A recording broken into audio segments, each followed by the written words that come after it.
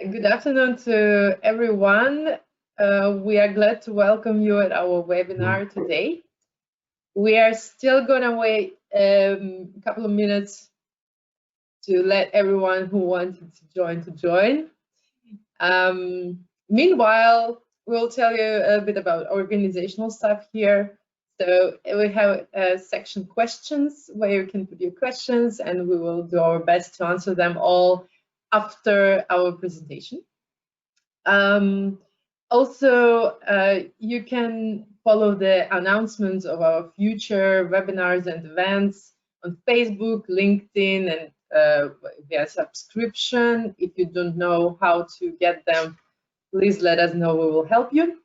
What else? We will have a feedback questionnaire at the end of our presentation after everything finishes, and we will be glad to receive your feedback and your wishes for the future topics, because the feedback is what actually feeds us with energy for our future ideas and webinars. So it's really, really important for us. We are gonna, we're gonna start just in a minute. We are really glad that you are here with us today. For avoidance of any misunderstanding, I think you noticed that we will speak English today. So there will be no translation into Russian. And this, in general, this webinar is aimed at foreign lawyers or those who are just working with software and are interested in Russian legislation in this field.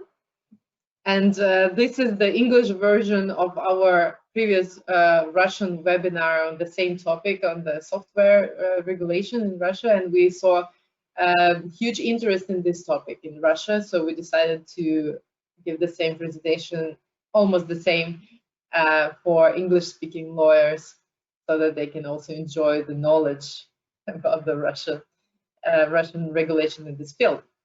Okay, I think we can start with introduction. My name is Irina Shurmina. I'm a senior associate of IP practice at CMS Russia. My name is Ksenia, Danshina, and I'm an associate of IP practice at CMS Russia as well. And we welcome you to our webinar.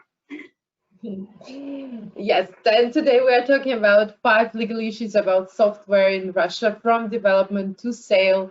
We want to speak about the most interesting and hot topics that we face when we work with software, with our international foreign clients as well as Russian clients, and to tell you about the most problematic, probably, fields that we have in this regulation, and also to update you about recent news which we have in Russia right now in the IT industry. So what are we going to talk about today? We will talk first about works for hire and contracting, how not to lose your IP rights when you are not the person who are actually developing software, but you ask other people to develop software for you. We will talk about software registries, why and how to get included. We'll talk about the most interesting topic, I think, over the last webinar that we had, the open source licenses.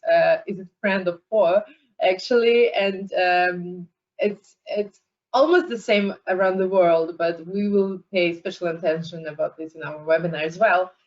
Also, we'll talk about how to minimize risks when licensing software.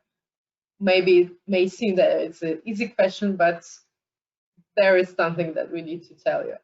And we will also talk about software as a service, what kind of agreement is best for this kind of software. Before we start, we need to give you some key facts about software and IP in Russia. So as in many jurisdictions, software is protected as a copyrighted item, like a book. It's exactly like this is written in the Civil Code of Russian Federation. That is some kind of literally work, because you type the code, and this is like a book for someone who can read it. Also, we need to know that there are moral rights of author, like the right to name, keeping the work in the same way. And there are commercial rights that can be transferred, licensed, etc. The software is protected for 70 years after death of author. Well, it's important information, but sometimes in most cases, software is changing rapidly. So this protection lasts almost forever. And registration is not obligatory for existence of IP rights to software, but it may be useful, and we will talk about this later, why one may want to get registration. So we'll start with a very important topic, works for hire and contracting, how not to lose your rights. And there are many questions that appear in this field, but we will touch upon only the hottest ones. So software development can be done by employees, then it will be work for hire. It can be done by freelancers, like private persons who are actually coding the software, then it will be agreement with author. And the third type is agreement with contractor, which may seem similar to the second one, but it's different. It's not an agreement with the actual author, but rather with some legal entity, for example, who is coding for you. So when we talk about works for hire, as in many jurisdictions, by default, IP rights to works for hire belong to employer. We wish it was as simple as that, because it's not, unfortunately. There are many buts after that. So development of software shall be part of employer's duties. So it should be fixated, for example, in employment agreement, in job description, in special assignment to develop some particular software. If it's not fixed anywhere, then this presumption about rights belonging to employer will not work, for sure. So there should be a tracking system of developed software, who, when, and what was developed. It can be some system of notifications, it can be task tracker, it can be like old style, old school act of acceptance in writing. So there can be many ways, but what is important to know is that there should be some system, because otherwise you will not be aware who actually created some piece of software, what piece of software is it, and when the rights actually start to exist. It's important to remember that under the Russian law, employer should use or notify on confidentiality the employer within 3 years from creation of a work for hire. So by use, you can mean licensing, transfer of rights. By confidentiality, you can mean transferring it into know-how of the company, etc. But what is important is that employer should somehow notify either on use or on confidentiality of the work for hire. Otherwise, in 3 years, rights will go back to the employee, which is a very unfortunate situation for the employer, because he can be sued for use of software that is not belonging to him. And the last but not the least, there should be a remuneration, and we will talk about this in more details later on, but it should be an additional payment to salary, and this is very important to remember. So moving on, we will change to practice now and tell you about the famous case that appeared in Russia just recently. So a major IT company called Rambler initiated criminal proceedings about a very famous IT company, Nginx. Employees and actually founders of Nginx used to be employees of Rambler for some time, a long time. And after they quit, they created software that became very popular. It's used by more than 400 million websites currently. So Nginx is really important and useful tool. And Rambler decided that actually this software was developed by employees during their employment at Rambler. And they initiated the criminal proceedings. the criminal proceedings were actually terminated after some time. As you may imagine, the criminal proceedings are rather closed, so we do not know all the details, what happened there, whether there was not sufficient evidence or so on. But what we know is that now the case actually moved to California, USA, because the Nginx was acquired by the Californian company, and Rambler moved all the proceedings to Californian court. And there is a claim for 750 million US dollars now in the court of California, and we will see how it will go. But the core issue in this case is actually work for hire, whether or not Rambler can prove that employees of the founders of Nginx created the software during working at Rambler, or maybe Nginx will prove otherwise. So this is a very interesting case. We don't have a decision yet, but we will follow and see what will happen. But what we have is another case where we have actually a decision of intellectual property court. So the case is about IP rights to messenger for healthcare telematics. So what was the issue here? Employer had several employees who quit and created a very popular messenger in the field of healthcare.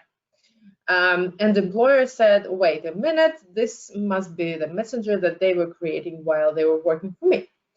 And the employer actually had employment agreement in place, which is good, but not enough, because there were nothing else. So there was a development of software or messenger was not included into employees' duties. There was no work assignment or job description mentioning the development of software or messenger. IP rights to messenger were not anyhow transferred to the company from employee. And there were no acts of acceptance, no additional remuneration, so no criteria that would show that probably employees actually created this messenger during the employment at this company. So based on that, the court said that the employer did not prove the ownership of IP rights, and IP rights belong to former employees. And this is one of the brightest cases in this field. And actually, it was a very, very long case. There were 2 rounds, 3 instances in each round. And there was a final decision of the Court of Intellectual Property in Russia saying that the IP rights actually belong to employees. And this is a very sad situation for employer, for the company, of course, because I think they were counting on this messenger and they would love to actually use it and earn some money based on that, but they cannot. Another hot topic here is the remuneration for work for hire. The civil code states that if employer starts use the work of hire or transfers rights to another person, author has a right to remuneration. And of course, there are many debates about this, because many companies say, wait a minute, we hire a developer, software developer. His primary duty is to develop software. We pay salary for it. Why do we need to pay something extra to him? We don't understand this. And we understand that this can be a tricky point, but this is what the law says. And what is important to remember that this right to remuneration is still there even after termination of employment agreement. And this is what shows you additionally that this is not the same as salary. Salary is employment relationship. This right to remuneration is civil law relation, is different kind of payment. But of course, there are debates, and some companies, some people, as lawyers, think that salary and remuneration can be paid all at once, or remuneration can be included into salary, and this is not a big problem. Other lawyers think that, wait, it's a separate payment, so salary, and in addition, there should be remuneration. And actually, courts, there is not so much practice, but there is some practice that stands for the second option, saying that remuneration should be paid extra to the salary. And it makes sense because if you pay the same salary every month, it will not take into account the amount of software or works that are created by employees. So you will not meet the requirement of the civil code, while if you pay some extra thing, then you will take into account the amount of software, which is of course questionable where exactly we need to put this number of this sum of this remuneration. Should we pay monthly, or can we pay every year by the end of the year as a bonus? Well, there are many various options there, but what is important to remember that it should be separate. Another interesting point, well, we move from works for hire to contracting software, and there are several options, as I mentioned. For example, there is the author commissioning agreement. There are items created on request, and there are items created during performance of agreement. And there's three different things, because there are three different articles in the civil code stating about this.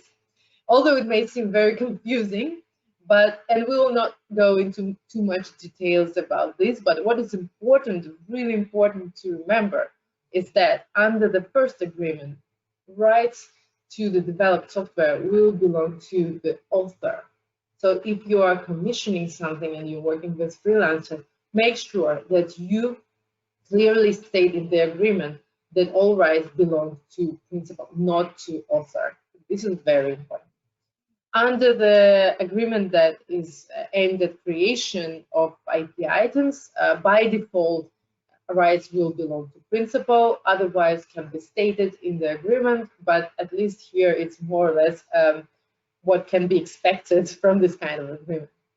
If items are created during the performance of agreement, is the third category. So this agreement was not initially aimed at creation of IP items, but some items got created accidentally. So in this case, IP rights to these items will belong to contractor, not to the principal. Again, otherwise can be stated and should be stated if you expect some IP items to be created during this performance of this agreement. So you should state that it will be your IP rights as principal. We realize that this may be a bit complicated and frustrating, but that's what we are for, and we believe that all kind of agreements, commissioning agreements, contracting, software development, should be, of course, developed with the help of lawyers, with Russian local lawyers. Otherwise, it may lead to bad consequences, and rights may belong to some other person, not you, although you pay money for this. Another important feature here is that you need to clearly state what is the moment of creation or transfer of rights. It can be done in various ways. For example, it can be acts of acceptance. It's old school, as we mentioned, but it's still a very common option. What is important to remember, to actually sign the acts of acceptance, because in 90% of due diligences that we do, we do not see acts of acceptance, although they are clearly written in the agreement that all the rights belong to, for example, principal after the act of acceptance is signed. Well, if there is no act, there are no rights. So make sure that you actually sign, or if you do not trust the system, or you believe that your company is not that organized, and then in 2 years when all the works are finished, you're not sure that somebody will remember about act, maybe this is not the best option to include in your contract. So probably you need to think about other ways. Other ways may be full payment. So once you fully pay the works, the services, then you get all the rights. There may be signing of additional agreement. There may be submitting the works to an electronic system, which is very progressive, but not well performed in all companies, of course. But this is an option. And there are many other options, and this is a freedom of contract that you may use. You can state whatever you want, but it's important to actually identify what is the moment when the rights belong to you. And it's important not to start using this software until you're sure that rights actually belong to you. And here we go to another case, which exactly shows this issue. So one company ordered a website from a contractor. There were 5 stages of work, so they were split somehow in the agreement. After the 4th stage, the contractor gave principal website and keys for testing this website. Then something happened, and the 5th stage was prolonged, or it was even adjourned. So the principal decided not to wait further and to actually modify a little bit this website because they had the keys and actually start using it. But according to the agreement, IP rights are transferred to principal after 5 stages and full payments of all the services. So the contractor sued the principal for IP infringement, and the court actually agreed with the contractor and said that since the rights were not transferred because the 5 stages were not completed and full payment was not there, this was an infringement. So because the rights did not belong to principal, although he paid for 4 stages and got the website for testing purposes, he could not use it further. So this is a very unfortunate situation for the principal in this case, but this again shows us the importance of identifying and actually keeping an eye on the moment when rights belong to you. Okay, so what are the recommendations here? First of all, ensure that software development is included into employees' duties if it is employee who is developing software for you. Track development of software and notifications on use or confidentiality, otherwise rights will fly back to employee in 3 years. Pay additional remuneration separately from the salary. As you saw, it's of course a disputable matter, but there is already court practice that says that this is a separate payment. Clearly state in contracts IP ownership and moment of rights transfer when you are contracting the software development, and start using software only after fulfilling all obligations under the contract. This is very important. So now we have the software developed, and next question, what do we do with it? Do we need to register it somehow? So this is what Ksenia will discuss now. Ksenia, the floor is yours. Thank you, Irina. And we are now moving on to software registries. And firstly, we'll speak about the registration of software with the Russian Patent and Trademark Office, Rospatent, in other words. I would like to highlight that the registration with Rospatent is voluntary, as Irina mentioned earlier, since the software is protected in Russia as a literary work, so as a text, as a book, simply speaking. And that's why rights to software exist from the moment of its creation and no formalities are required. Then why register? The registration with Rospatent may help in case of a dispute with regard to counterfeit products. If someone, for example, copied your software without your permission and started selling it, you may then file a claim with the court and show your registration certificate and extract materials that you filed for registration from Rospatent and compare it with the counterfeit software. What is the registration procedure actually? It's rather simple. You file an application in the special form. You attach to this application, among other things, your source code or its fragment, if it's too long, for example, and description of your software. The key thing here is that experts, Rospatent, they do not check the uniqueness of your software. No one checks it for novelty, as opposed to trademarks, for example. So you may file actually pretty much everything. And that's mostly why registration now takes from a very short period of time, from 2 weeks to 1 month. if there are no additional requests from Rospatent, and that's a great advantage. An interesting question here related to registration with Rospatent is what to do if you have registered your software and then started modifying it, adding new features, and etc. I don't know, fixing bugs. So the version registered with Rospatent will be protected exactly in the way in which you submitted it for registration, no more and no less. But the changes that are being made, these parts of the code will be protected independently as objects of copyright. So we all remember that software is protected as literary work in Russia. What we recommend is as soon as these modifications reach, so to say, a critical mass, then go and register version 2.0 with Rospatent in order to have additional confirmation in case of a dispute with third parties. The other interesting registry that is really, really worth speaking about is the Russian National Software Register. As you may understand from its name, this register contains only Russian software. We will discuss the registration criteria in more detail later. Currently, there are more than 7,000 programs, and it's the Ministry of Digital Development, yes, we have this kind of ministry here in Russia, which is in charge of this registry and decides on the registration. So who can apply? In order to be included in the software register, you should meet 4 main criteria. Firstly, the right holder itself should be Russian, like Russian origin. Exclusive worldwide and unlimited rights to the software should belong to the Russian Federation itself, a Russian citizen, or Russian commercial organization with less than 50% of foreign share capital or participatory interest. Please note that if the exclusive rights to the software belongs to you only in certain territories, for example, only on the territory of the Russian Federation, then your application will be rejected.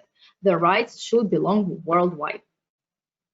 The software should be also available in Russia, meaning that it has been lawfully put into circulation in Russia, and its copies or the rights to use, they may be freely commercialized throughout the country. That was the second criteria. The next criteria is a very important one. It's about Russian revenue. The annual payments under any license agreements or any other agreements for the benefit of foreign parties or any Russian entities controlled by foreign parties, they should not exceed 30% of the revenues generated by the right holders from the commercialization of its software. And the last criteria, no information or data relating to or contained in the software should not be a state secret. So the procedure, it starts from the registration, not from filing of an application actually, but from a registration on the special portal of state services, and only then you may file an application via the Ministry of Digital Development's website. An application includes information on your software and on your company. If organization has foreign persons or companies in the chain of ownership, please note that you will have to disclose the entire chain of ultimate beneficiaries and attach all the extracts from all the trade registries from different countries. The application then undergoes the formal expertise. They check whether everything has been filled in correctly, if all the beneficiaries are indicated correctly, and if something goes wrong, then you have to amend the application and file it again. So not just simply file an answer to this request, but file it again. So you undergo this whole procedure with filling in. If everything is okay, and we hope that everything will be okay, then your application and all the documents and your software is going to be reviewed by an expert council. Expert council includes representatives from various ministries, Ministry of Finance, Defense, Ministry of Industry, it includes representatives from Skolkovo, members of some industry associations, and etc. So it's quite a big council. And if the council decides that you meet the criteria for registration, so your software will then be included in the register. That's the final step. What is interesting, the Ministry of Digital Development, which is in charge of this registration process, it can check information about the software included in the register. And if it reveals that the applicant provided false information or false documents, then the software will be removed from the register. Anyway, you have the right to submit a new application again, but only after 1 year. So you're kind of banned by the ministry for your, I don't know, bad behavior. The whole process takes about 2.5 months. So again, it's quite fast one. And even though the process looks rather smooth and predictable, I would like to highlight some tricky issues related to this process that you should be aware of and that you should remember while filling in the application. Firstly, the council will be carefully checking the grounds for the emergence of rights to the software. Is it your own development? Did someone assign rights to you? So this field in the application can be filled in any form, but the main thing is to convince the council that you really have the rights to this software. And now it's the perfect time to remember about the software registration certificate with Rospatent, because the council actually thinks that it's a good proof that you are the right holder of the software that you filed. So in case it's your own development, you'd better submit all the necessary documents and proving this fact. For example, employment contracts, acts of acceptance, and everything that Irina mentioned while speaking about employer-employee relationships. The other thing that you have to have in mind that there are some restrictions related to the technology stack. For example, the main parts of your software should not contain copyleft open source. That's a very interesting one, actually. We'll speak about copyleft open source a bit later, but still have this in your mind. Besides the fact that you obviously need to submit documents containing a description of the functional characteristics of the software, you will also need to provide access to a copy of software. You may do this by attaching a link to download the software distribution kit, for example. But what if it's a cloud solution? That's also an interesting question. And we also definitely recommend keeping an eye on news and further developments that appear in this sphere. For example, we have recently reviewed the bill amending this registration rules. This bill relates to timelines, but most importantly, it allows the companies with prevailing foreign participation to apply for registration of the software in the Russian National Software Register. So now the rule is that only less than 50% of the share capital should belong to foreign companies, but probably it will change. But this will be quite a long process, I believe. And finally, we are getting to why. Why should you do this? The first reason is that you cannot participate in state procurement if your software is not included in the register. The register actually itself appeared after these provisions came into force. The order of the Russian government, it prohibits government agencies and some other authorities or some even state-owned companies from purchasing or licensing in foreign software. These government entities are only permitted to purchase, are permitted to purchase only the software registered and designated as Russian software. The only exception to it is if the government purchaser can demonstrate that there is no domestic alternative in the register, and only then you will be able to, like, I don't know, to get a permission to license in the foreign software. The second reason, which I personally, and I believe Irina will join me in this, consider even more important than the first one, is that starting from 1st January 2021, the disposal of rights to software will only be exempt from the VAT if it is included in the Russian National Software Register, meaning that instead of 20%, you will pay 0% if your software is registered with the Russian National Software Register. This law is a part of the Russian tax maneuver and is a significant change, isn't it? By the way, we'll hold a webinar on tax maneuver soon. Yes, I believe so. So stay tuned, please, for our further webinar updates or announcements. So the only exception to this is that the new rules will not apply to operations with IP rights for software used for advertising, counterparty searches, online trade, or marketplace purposes. So Ksenia, I just wanted to comment here. I'm sorry for interrupting, but I saw recently, I think yesterday, the news that the Russian Association of Electronic Platforms or something like this, they actually submitted a request with the Russian authorities stating that this rule, this exemption should be changed. So probably even this will change as well, because this is a really massive exemption, and many IT companies, even Russian ones, will not be able to get the VAT exemption. So probably great news, actually. We'll see. So as I say, just keep an eye on the news and further developments, because everything may change like this in the blink of an eye.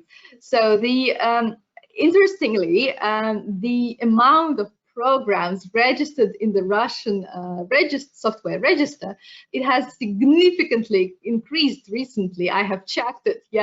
So during the last month, almost 250 new programs were entered into the register. So I believe that's the result actually of the tax maneuver.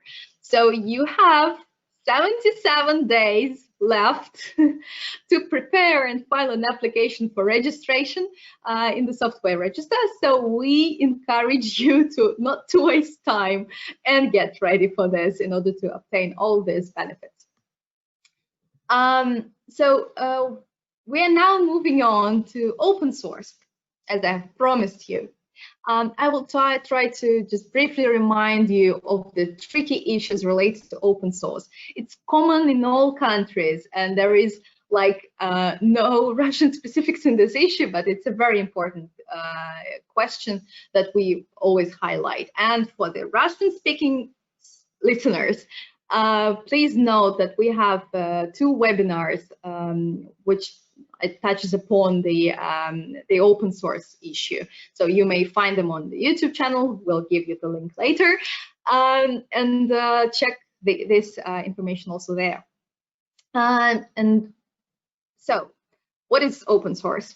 The source code of the created programs is open, meaning it's available for viewing and modification. So this allows you to use the already created code to create new programs, new versions of this program, use some parts of the code for your own developments, fix bugs, and etc.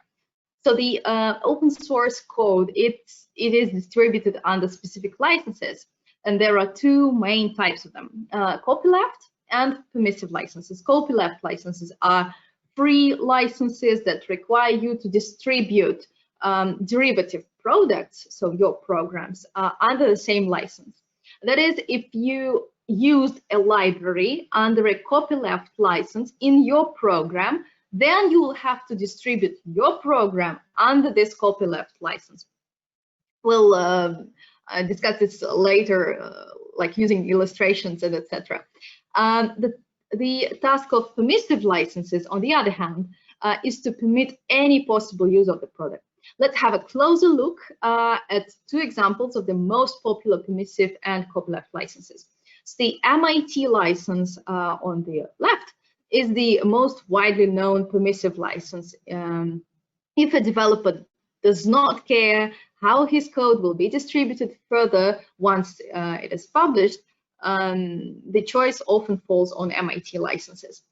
It allows the free use of the software without restrictions, like you may use, copy, modify, combine, publish, distribute, license, blah, blah, blah, everything. The final product can be distributed under any license. It also contains a disclaimer of warranties, so the user uses the software at his own risk. And it contains a provision on limitation of responsibility, so you won't be able to file claims if anything goes wrong. The only mandatory requirement, the only prerequisite, is that you have to indicate the author and provide the text of the license. A funny example of a permissive license is the Be Aware license. I love it. If the user of the product meets the author and considers that the software was really useful, then they are encouraged to either buy the author a beer in return or drink one themselves. So it's a rather fun one. So now about copyleft licenses. The GPL is the most popular example of a copyleft license. The main purpose of GPL is to protect developers from the fact that their developments will be used by the creators of proprietary software in their own products. So the main condition of the GPL license is that a product using a code protected by GPL must also be distributed under GPL. And its source code, so the source code of your own development containing the GPL licensed code, must be available to the recipient of such product. So you should just publish your source code in public sources, and everyone will see it. So it's kind of tricky, even especially when we speak about investments and trying to sell your product to someone else. Etc. to find investment. Therefore, if you develop a software based on GPL protected code, you must redistribute your product under the GPL. So the only exception, so the only situation in which the requirements of the GPL are not mandatory is if you do not distribute your software any further. So you use the modified code solely for your own personal use and for the purposes of the company for which you work. And now on to the illustrations. The main question that often arises with open source software is how it interacts with proprietary software. It is the software for which the software publisher or another person retains intellectual property rights. So it's your own development from your own company. When you have like proprietary software, your own development, and free software under the terms of a permissive license, then the derivative proprietary software may be distributed under any license of the copyright holder's choice. So it may be anything.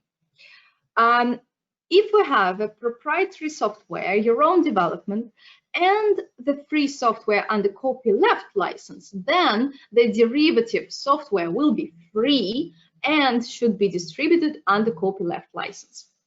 As easy as this.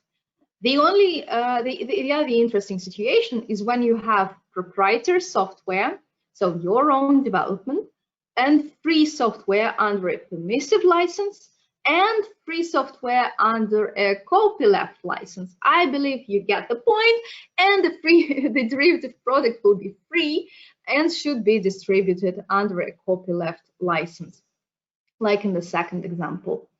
And another interesting, fascinating issue related to open source licenses is the compatibility of various types of licenses with each other. It is relevant in the situation when developers use pieces of open source code in their proprietary software, and these open source codes, they are distributed on different licenses. They may be permissive and copyleft and whatever. So what's important here? It is very important to remember that different licenses have different conditions, and they may contradict with each other, and they cannot be combined into one software. If you think that it is very simple, then we are just going to convince you that it's not that simple. That's why it's not simple. So there are lots of types of open source licenses, and these types may not just go well with another types. So please remember this. And the great example, a classic example, I believe, is the incompatibility of the GPL license and classic folklore BSD license. The GPL license, it prohibits imposing any further restrictions on the recipient's exercise of the rights granted under this license. But the BSD license has a condition that you should display and put the some disclaimer, some acknowledgement that this product includes software developed by the University of California. So these two licenses are just not compatible. You cannot use the code under GPL together with the code under BSD. Thankfully, a new version of BSD has been developed, and it does not have this clause anymore, and these two licenses coexisted happily ever after. And now we are moving on to a very important question, how to minimize risks when licensing software. Irina, the floor is yours. Thank you. Yes, it's always fascinating to talk and to listen about the open source, and especially for software developers who sometimes are really surprised that licenses may be incompatible. Very nice to find out when you already sell the product. We have our products. We may be registered into various registries in Russia. We made sure that open source is in order, so everything is good with it, and we don't have any limitations on selling our product. So we come to disposal of IP rights, and just to remind you that we have alienation or transfer of IP rights, and this means that IP rights go entirely to another person. When you have this kind of agreement in place, you need to make sure that it has subject matter, and probably the subject matter should be as detailed as possible to make sure that you know which exactly software you are transferring or you are obtaining under this agreement. And there should be remuneration. And this is very important to remember, that transfer of rights between commercial entities should not be free of charge, even if these two companies are good friends or they belong to the same group or whatever. Independent of this, there shouldn't be free of charge transfer of rights. Another type of disposal of IP rights is, of course, licensing, the most important and the most frequent type of disposal of rights when it comes to software. The Russian Civil Code provides for special requirements to the license agreements, without meeting which the agreement will be null and void. So it's important to remember that we need, of course, a subject matter, again, as detailed as possible. There should be stated whether this license is exclusive or non-exclusive. So if it's exclusive, it's only one licensee that you have. If it's not inclusive, then several licensees. Yes, and of course, this license agreement should state about types of use of software. And when we talk about software, we sincerely recommend avoiding copying clauses from typical license agreements for other IP objects, because not everything that is suitable for film or music is suitable for software, because it's a very special object.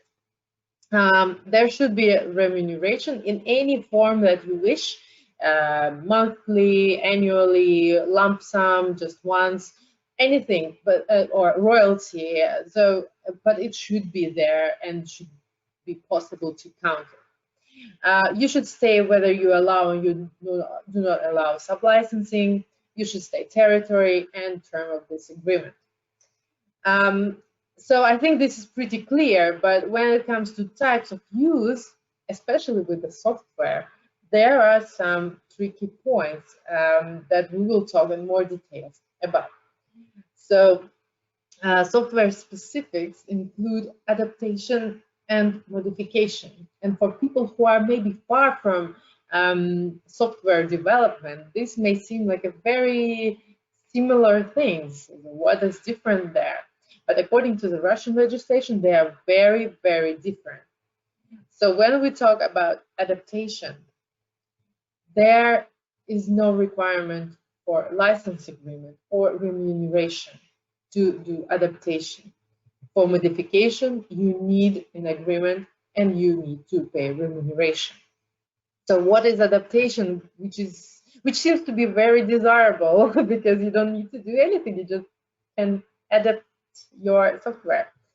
So this is changes only for purposes of software functioning on technical means of legitimate user and fixing obvious bugs, whatever that means, because nowhere in the law or in the court practice it is clarified what is actually obvious, what is not.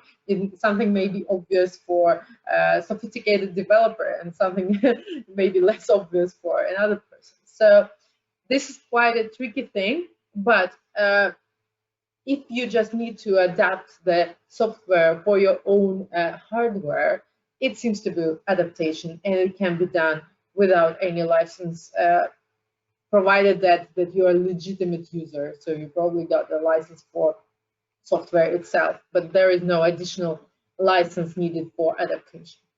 While modification under the Civil Code of Russia is any change of software, including translation into another programming language. It is very frustrating, actually, because for other copyrighted items, modification will not consist of any change. There should be some creative input made into modification so that it would be a different object, derivative object. But with software, the law directly states that it is any change. Again, where is this threshold between obvious bugs, changing obvious bugs, fixing them, and any change that is actually requiring a license? It's a big question. And you can imagine that there are many disputes around this, and it's, of course, very, very tricky. Also, what is very important is software modification is not just a change. It actually creates a new object. According to the Civil Code, IP rights to modified object, to derivative objects, are protected as rights to separate copyright works independently from copyright protection of original work underlying the modified or derivative object. So this means that if you change something, you get a new object, and this object is protected as a separate thing, as a separate copyright item. This is very important. And we will show you why just in a second. So let's imagine the situation. There is a license agreement between two companies.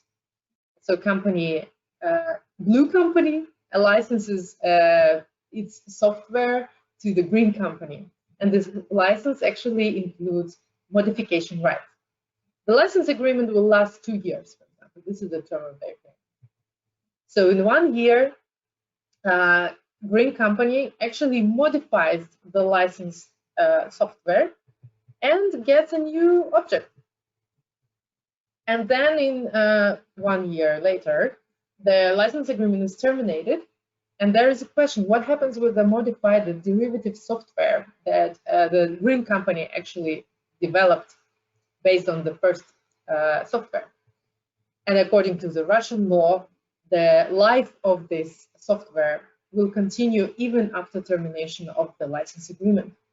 So what it means in practice is that the licensor actually got a competitor on the market because his licensee now has independent copyrighted work that it can freely sell, license, do whatever he wants.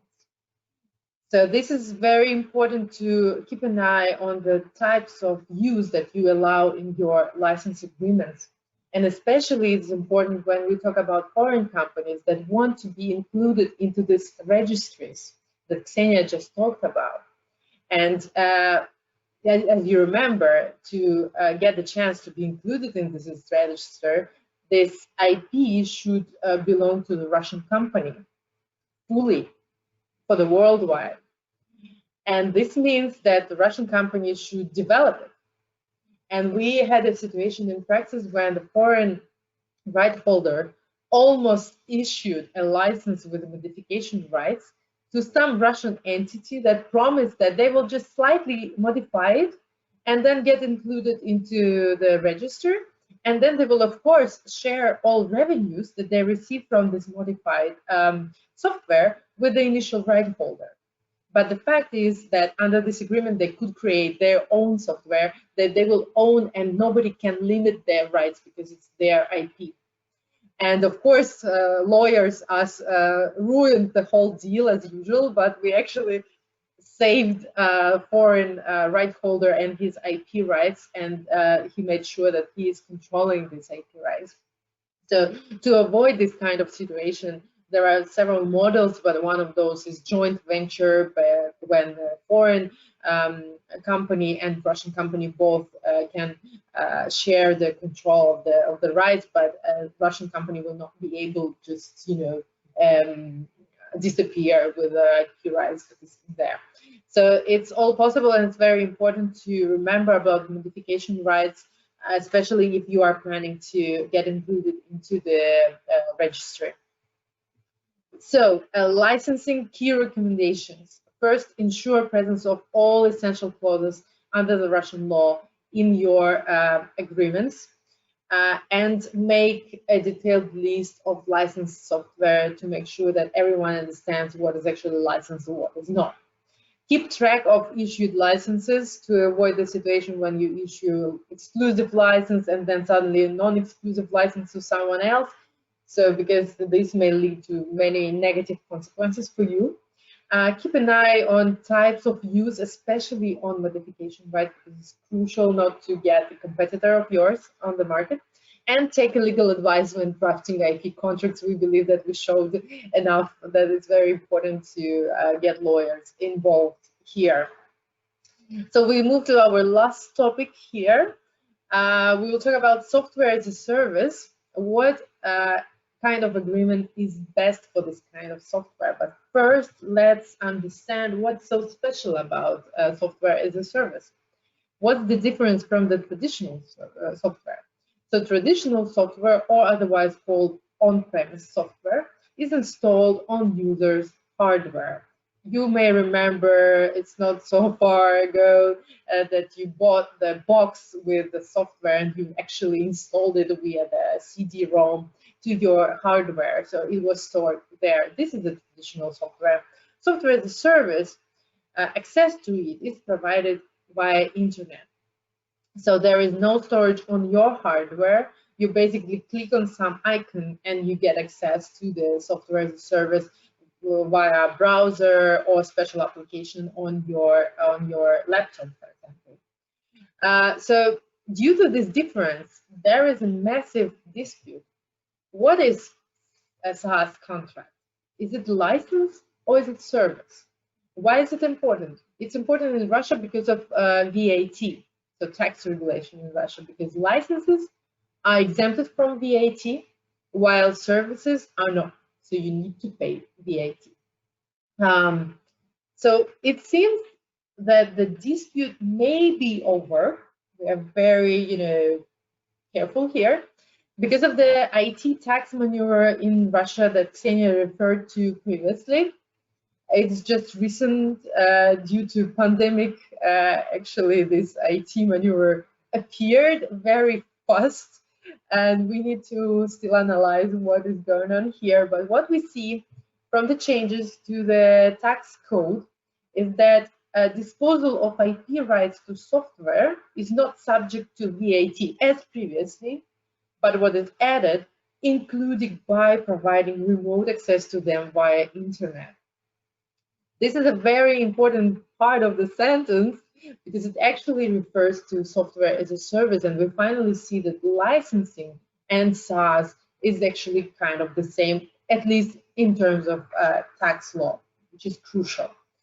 But still, what is the best type of agreement for software as a service? Is it license agreement? Maybe not, because it's not a classic license when you get the copy of the work. Is it a service agreement? Well, not exactly, because there's still some kind of license in there, because you're allowed to use some object for some time and for some remuneration. So we believe that the best type is an access agreement. It can be named in different ways, but the core idea is the provision of access.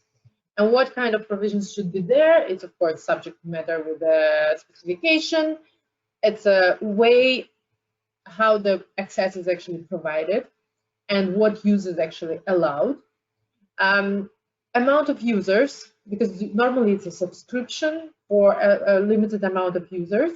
And what is very important, procedure for adding new users, because we saw it in practice when some support guy clicked some button and accidentally company added 100 new users to the software and then got enormous invoice from the software owner asking to pay them money for this additional 100 users. So the procedure should be very clear, and internally in the company there should be a special rule that, for example, adding new users is should be approved by lawyers. So it should be under control there. Of course, you need to include provisions about remuneration or subscription fee in any form. Term and territory. Territory probably will be worldwide, because you cannot really control where the software as a service is used because of the internet, but there can be other models which are also applicable. What else should we remember about the SaaS? The SaaS always or normally involves not only access but also technical support. This is the feature of the SaaS, because you as a user, you don't do anything. You just use it, and all the technical support goes on the side of the developer. But still, there may be some technical support that is exclusive for you as a user, because your company is a special client of this, special user of this software. So we remember that provision of access is most likely a license, at least for tax reasons. It's very good for it to be a license, because there are some exemptions. While technical support is for sure service. There is no argument about this. So for license, there is no VAT up to 1st January 2021. After, also, if you meet all the requirements and you get into the register and you're not marketing software, there are many other requirements that should be met. But again, you can obtain this VAT exemption even after the 1st January 2021. While the service will not be exempted from VAT, and for sure it will be there. So due to this, we recommend that service fee should not be included into the access fee, to avoid the situation when your license fee are also not exempted from VAT. You would not want this. This is not reasonable and not good for your budget. And it's recommended to indicate service fee separately for the purposes of tax counting, and to make it clear that this is the license or access, this is the service. So you need to make sure that you separate those things for that. So what kind of recommendations are there for the software as a service? First, we believe that access agreement is the best. There can be also several agreements, CLA, SLA, terms of service, etc. So feel free, but generally license agreement is not it's the best form here because it's quite different. You need to pay attention to ways of access provision and adding users to avoid misunderstanding and excessive costs. You need to indicate license and support or access and support fees separately to avoid problems with VAT. And you need to make sure that you know your VAT status of your software before 1st January 2021, and to make sure that you probably can or cannot get exempted from VAT. And therefore, you need to negotiate probably with your clients how to deal with all the budgets there. That's all from our side. Thank you for your attention. Here are our contacts on the screen. Before we move to the questions, if there are any, we want to let you know that we put our recordings of our webinars on YouTube, and you can follow us there. We will be very pleased if you like and share and comment or whatever on YouTube or Facebook or whatever. We feel ourselves a little bit like, you know, bloggers, lawyers, bloggers, but this is the reality now, and we do our best to provide the nice webinars. So we hope you enjoy it, and we hope you enjoyed the previous ones. We had 5 in the first series of our IPIT Stay Home, Stay Tuned series during the self-isolation. And we have already, I think, 3 after, but they're in Russian. In English, we have 1 more on data protection in Russia. It's also there. So please feel free to look at this, to watch it. And if you have any other topics that you want to be covered, please feel free to let us know. There will be feedback questionnaire after we finish the webinar, but you are also free to write your ideas anywhere using our contacts or any other addresses and sources. Yeah, if you think that some webinars should be in English, so we should make some webinars in English on a specific topic, or probably cover the topic that we covered in Russian, but do it in English, please also mention this in the feedback section. Yes. Spread the good. Yeah. Very important and useful information. Yeah, so if you have any questions, you are welcome to ask them right now, or later after the webinar. You can write to us. We will be glad to answer those. If there are no questions, even better, we will then close the webinar even earlier. Encourage you to follow the announcements and actually share your feedback with us. And of course, if you have any legal issue in Russia, we will be more than happy to assist you with it. You can also contact us and let us know. Okay, I see that so far we don't receive questions. I think it's the first time in our practice that we don't see the questions. Well, we believe that probably it's because it's the second webinar on this topic, and maybe our listeners already are really sophisticated in this topic.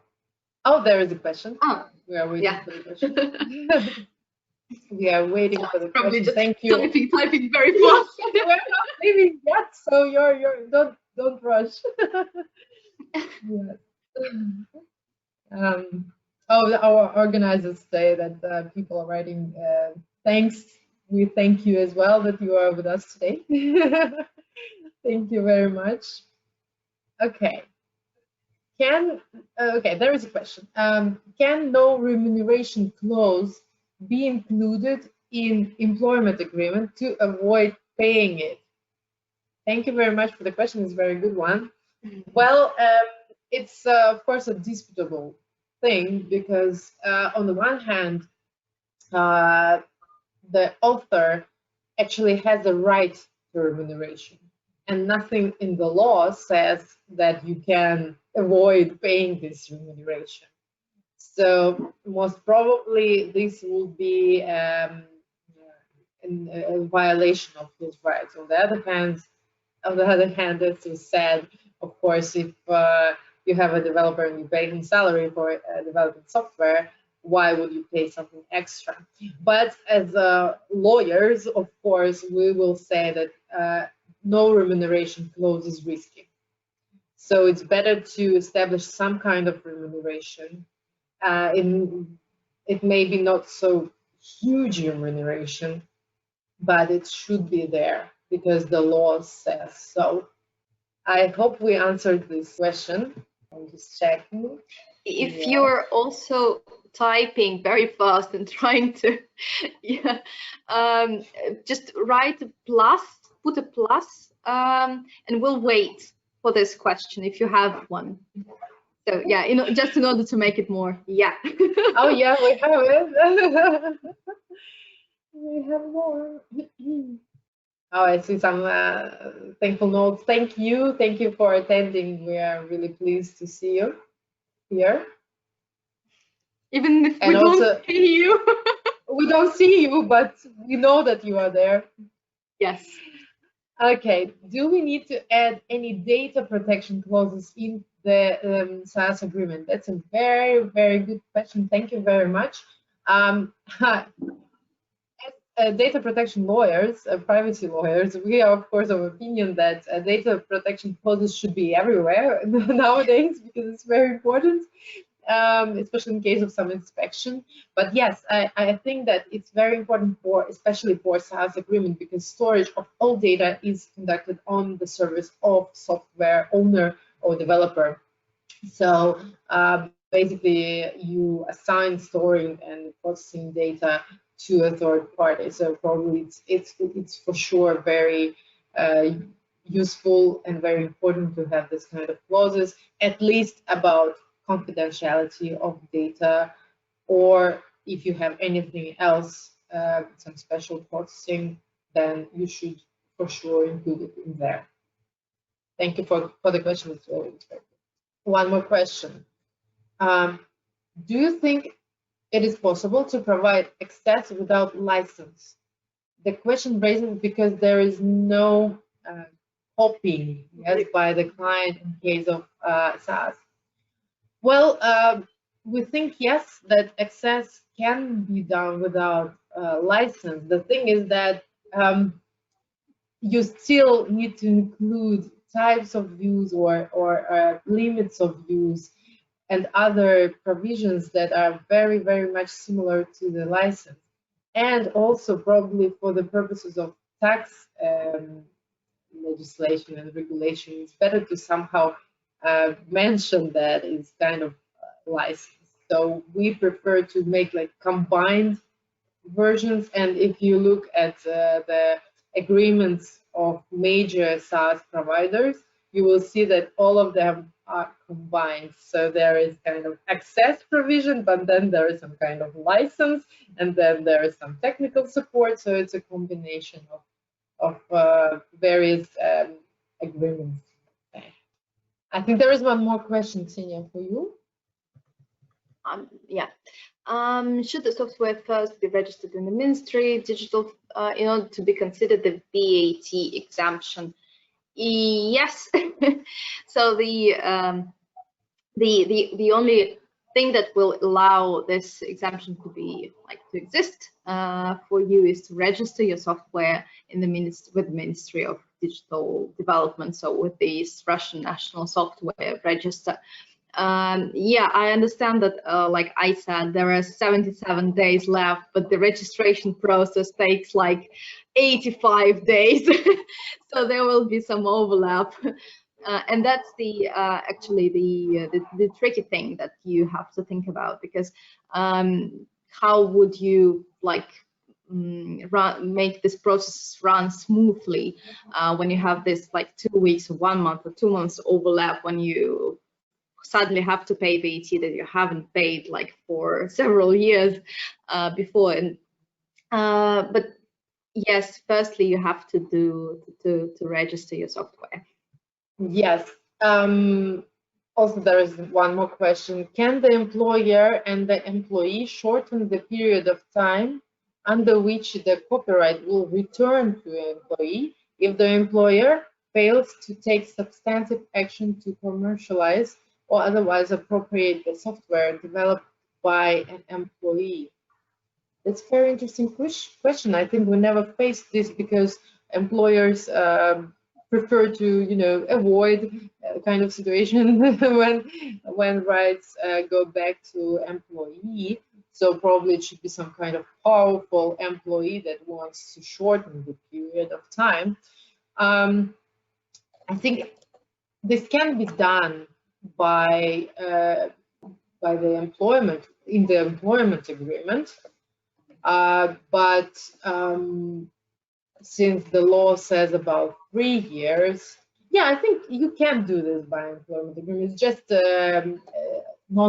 it's very unusual situation, I would say, but probably you can. And then, yeah, so it will be an obligation of employer to do something and inform employee. And if he doesn't do so, then rights go to employee. And this is the obligation under the contract. So yeah, I think it's possible. Never faced this in practice, as we said. Yeah, because the law actually, it states very clear that if the employer does not start using this within 3 years, so there is no, like, unless otherwise stated in the agreement, or unless otherwise. Yeah, so that's the tricky one. But the employer may want to make being an employee attractive by shortening the time period. Well, I think yes, it should be possible. I mean, this provision is for cases when employer does nothing. He doesn't think about this. He doesn't include it into the employment agreement, etc. So if you include in the employment agreement that if you develop something, rights will belong to me, but if I do not use it for, I don't know, within 1.5 years, then we agree that rights will belong to you. So this kind of agreement, I think it's okay. So, yeah. I think when it's best for an employee, then everything will be great. And if you not on the other hand, if you decide to prolong this period, make it longer, make it not 3 years but 5 years, then you may have problems, and then probably it will be somehow. True, because our law and courts, they always protect employee as a weak side. So yeah, it's true. If you try to prolong it, there will be a problem. Some talented employees may prefer to work for generous employers. That's true. Absolutely. We truly believe it's in a perfect this. Employer. Yeah, we think it's true. Totally agree. Okay, if there are no more questions, I think we will soon finish the presentation, the webinar. If there you are, still please have questions, you may raise your hand, you may put a plus, you may Yes. Thanks again. We really enjoyed the question part. And okay. Thank you. Oh, we see one more. Yes, I like the idea with pluses. Actually, it must work. Yeah. There is also an icon where you can raise your hand or something. So it's also working. We don't have it. Oh, we cannot raise our hands because you can see us. I can only do like this. So if you have any questions, please raise your hand. Okay, let's see the question. Could the initial IP owner forbid the registration of modified IP? And it is possible to cancel the registration if it has been registered. That's a wonderful question. Thank you very much for it. So the question is whether you can somehow limit the rights to the derivative modified object. And it's a very disputable question, actually. And I think I saw some huge discussion on this topic just recently on Telegram or Facebook. So there are two positions. First, a very strict one that, according to the civil code, these IP rights to this modified object are independent.